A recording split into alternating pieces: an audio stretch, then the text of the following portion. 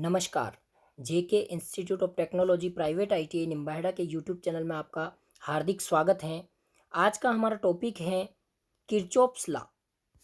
Kirchhoff के कितने नियम हैं, ये कैसे काम करते हैं, इसके बारे में आज हम जानकारी प्राप्त करेंगे। किरचॉफ रूसी वैज्ञानिक के नियमों की सहायता से जटिल बंद परिपथों में अलग अलग शाखाओं का प्रतिरोध एवं धारा का मान ज्ञात किया जा सकता है। इस प्रकार किरचॉफ ने दो नियम दिए, नंबर 1 धारा नियम और नंबर 2 वोल्टेज नियम। नंबर 1 देखते हैं हम, धारा नियम क्या कहता है। इस नियम के अनुसार परिपथ में संधि बिंदु पर आने वाली धाराओं व उस संधि बिंदु से दूर जाने वाली धाराओं का बीजगणितीय योग शून्य होता है। अब हम इस धारा नियम को एक चित्र के द्वारा समझते हैं। देखिए, धारा नियम का जो है एक चित्र बताया गया है। इसमें हम यदि बात करें तो ये जो बीच में जो सेंटर पॉइंट दिख रहा है, ये हमारा संधि बिंदु मान लेते हैं हम। ये संधि बिंदु है क्योंकि सारी जितनी भी धाराएं आने वाली हो चाहे जाने वाली हो, इसी बिंदु पर आकर के मिल रही है। ये संधि बिंदु हैं। ये हमारा ए, बी, सी और डी। ये अगर इनके एरो के निशान देखें तो ये जो है इस संधि बिंदु की ओर है, यानी कि ये संधि बिंदु की ओर आने वाली धाराएं हैं। यानी कि ए बिंदु से भी धारा संधि बिंदु की ओर जा रही है, बी से भी संधि बिंदु की ओर, सी से भी संधि बिंदु की ओर, डी से भी संधि बिंदु की ओर धाराएं जा रही है। लेकिन ई और एफ बिंदु को यदि हम देखें इनके एरो के निशान, तो इस संधि बिंदु से बाहर की ओर दिखाए गए हैं, यानी कि संधि बिंदु से धाराएं दूर जा रही है। तो इस प्रकार हमारा नियम कहता है कि किसी संधि बिंदु पर आने वाली, यानी कि A plus B plus C plus D और बराबर होगी किससे, इस संधि बिंदु से दूर जाने वाली धाराएं, यानी कि बराबर होगी ई और एफ।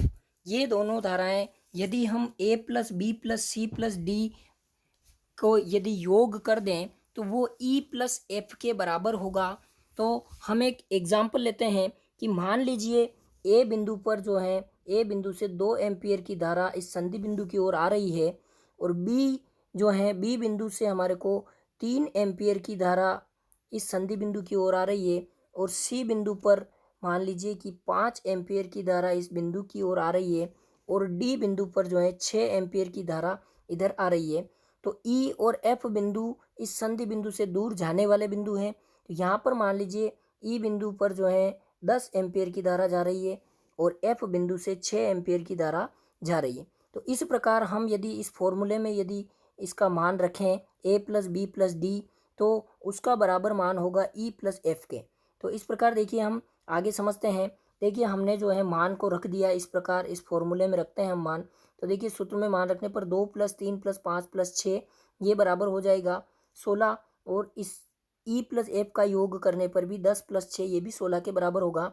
और इसी प्रकार यदि बीजगणितीय योग करेंगे तो योग करने पर देखेंगे कि 16 माइनस 16 बराबर 0 हमें प्राप्त होगा। तो हम इस प्रकार जो है किरचॉफ का पहला नियम जो है धारा नियम, हम इस प्रकार से वेरिफिकेशन कर सकते हैं।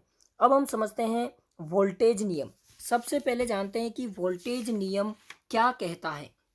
तो किरचॉफ के द्वितीय नियम यानी कि वोल्टेज नियम के अनुसार यदि किसी बंद परिपथ में पृथक पृथक शाखाओं में होने वाले वोल्टेज ड्रॉप का बीजगणितीय योग शून्य होता है, यानी कि किसी भी वोल्टेज सोर्स की यदि बात करें, वोल्टेज नियम का चित्र देखते हैं। इसमें देखिए ये जो आपको दिखाया गया है ये हमारा वोल्टेज सोर्स है और ये हमारा जो है, ये हमारे सारे जो रजिस्टर जुड़े हुए हैं ये श्रेणी क्रम में जोड़ रखे हैं, यानी कि ये रजिस्टर जो जुड़े हुए हैं बी सी डी ई और एफ, ये रजिस्टर हैं, ये सारे जो है वोल्टेज को ड्रॉप करने वाले हैं।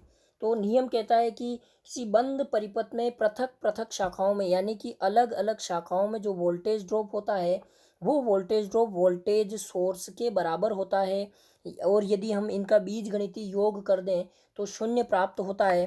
तो देखिए हम एग्जाम्पल लेते हैं कि मान लीजिए वोल्टेज सोर्स हमारा 12 वोल्ट है और जो हमारा बी रजिस्टर है ये मान लीजिए 3 वोल्ट ड्रॉप करता है और सी रजिस्टर 4 वोल्ट ड्रॉप करता है और डी रजिस्टर 1 वोल्ट ड्रॉप करता है और ई रजिस्टर 2 वोल्ट ड्रॉप करता है और एफ रजिस्टर भी मान लीजिए 2 वोल्ट ड्रॉप करता है। तो इस प्रकार यदि हम इस सर्किट को 12 वोल्टेज सोर्स दे रहे हैं तो इन अलग अलग रजिस्टर में होने वाला वोल्टेज ड्रॉप का मान इस वोल्टेज सोर्स के बराबर होगा। और यदि हम इनका बीजगणितीय योग कर देंगे तो शून्य प्राप्त होगा। तो देखिए इस प्रकार यदि हम फॉर्मूले में मान रखते हैं तो ए बराबर B plus C plus D plus E plus F. तो ए हमारा जो है 12 वोल्ट सोर्स था और बराबर बी का मान जो हमारा है वो 3 वोल्ट है, प्लस सी का मान जो है 4 वोल्ट है, प्लस डी का मान 1 वोल्ट है,